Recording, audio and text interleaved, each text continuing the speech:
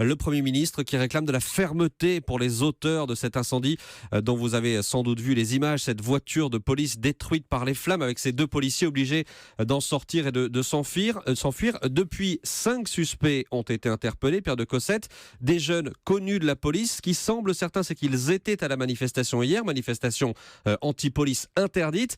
Mais pour les violences, c'est une autre affaire. Oui, ces 5 hommes dont la plupart ont une vingtaine d'années et le dernier un peu plus de 30 ans sont connus des services de renseignement de la préfecture de police pour être des militants antifascistes si vous préférez, qui ont à plusieurs reprises participé à des manifestations qui ont dégénéré, connus également de la justice pour certaines dégradations. Hier, ils étaient, selon la police, dans le secteur où la voiture a été incendiée.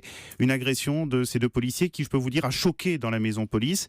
Et pour Patrice Ribeiro du syndicat d'officiers Synergie, tout cela ne peut pas rester impuni. Le fait de mettre le feu à un véhicule de police avec des fonctionnaires à l'intérieur de ce véhicule de police, c'est quelque chose qui relève plutôt de la tentative d'homicide que de la simple manifestation. Donc il est important pour les policiers aujourd'hui que la justice les soutienne, que ce soit la justice judiciaire, que ce soit la justice administrative. Mais pour ça, il faut des preuves. On sait que l'un des suspects, âgé de 21 ans, a eu gain de cause avant-hier devant le tribunal administratif et a été autorisé à manifester parce que les éléments livrés par la préfecture ne permettaient pas de montrer qu'il s'était livré à des violences.